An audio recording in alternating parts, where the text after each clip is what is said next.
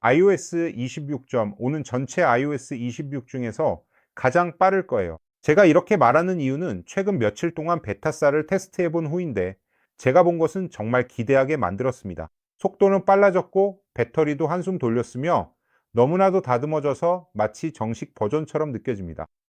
하지만 아마 설치하지 않는 게 좋을 중요한 디테일이 하나 있습니다. 지금부터 그 이유를 정확하게 설명해 드릴 거고 언제 이 업데이트를 설치할 만한 가치가 있는지도 알려드릴게요.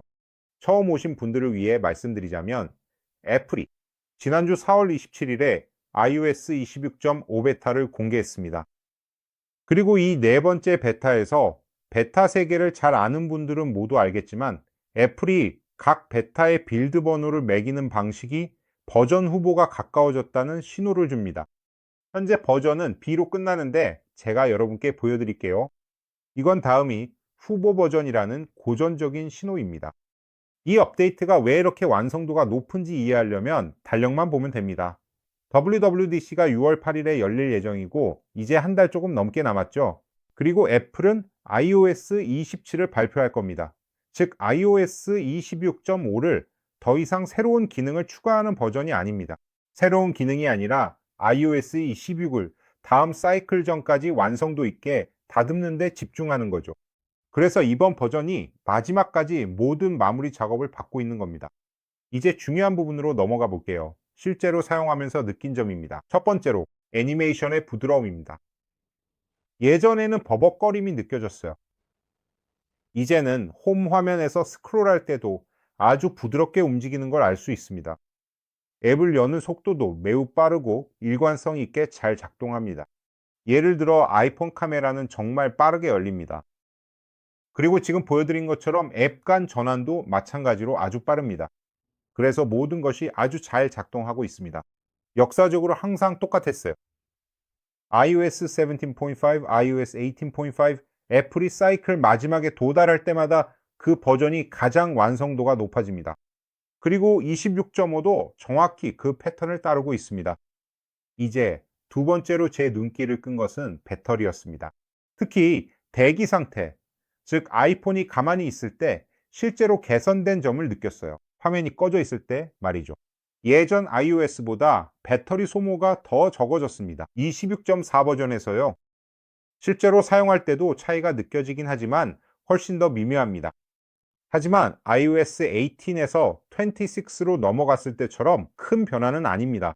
그때는 그 전환을 겪은 사람들에게는 완전히 다른 이야기였고 완전한 전환점이었죠. 이번에는 세련된 개선입니다. 아이폰을 업무용 도구로 사용하는 분이라면 하루가 끝날 때쯤 이런 개선을 느낄 수 있을 거예요.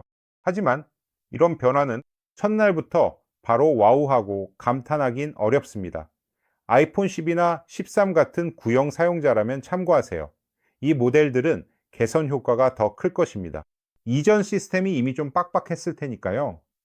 물론 이건 제 개인적인 생각입니다. 제 경험일 뿐 별도의 실험 결과는 아닙니다. 사이클 마지막에 적용되는 규칙은 배터리에도 똑같이 적용됩니다. iOS가 더 이상 새로운 기능을 받지 않게 되면 엔지니어들이 기존에 있던 것들을 최적화할 시간이 생기고 지금 바로 그런 일이 일어나고 있는 거죠. 이제 많은 분들이 기다리던 부분으로 넘어가 보겠습니다. 이게 여러분 손에 언제 들어올까요?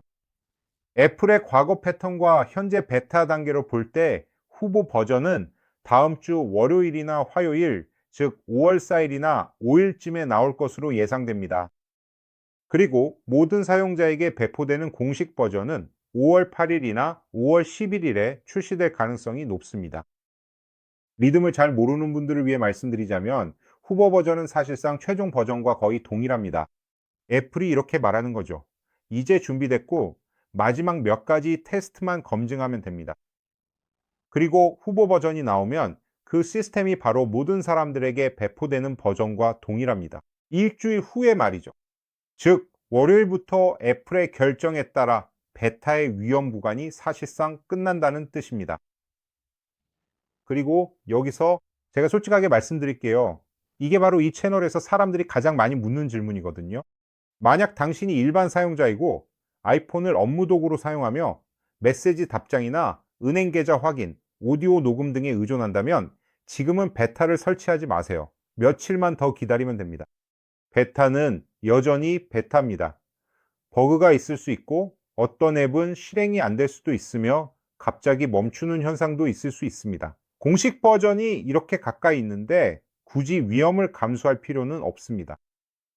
만약 모험을 즐기고 보조 아이폰이 있거나 약간의 문제를 감수할 준비가 되어 있다면 곧 다음 주 월요일이나 화요일에 나올 후보 버전까지 기다려도 됩니다. 그때는 좀 더 안심하고 설치할 수 있을 거예요. 아래 댓글로 알려주세요. 베타를 사용하고 계신가요? 아니면 최종 버전을 기다릴 건가요? 아니면 곧 나올 후보 버전을 바로 설치하실 건가요? 테스트해본 분들도 저처럼 속도 차이를 느꼈는지 궁금하네요. 여기까지 보셨다면 끝까지 시청해주신 분들을 위해 비밀 단어를 남길게요. 댓글에 안정성이라고 적어주세요. 그러면은 제가 여러분이 영상을 끝까지 봤다는 걸 알 수 있어요. 이번 콘텐츠가 마음에 드셨길 바랍니다. 다음 영상에서 또 만나요.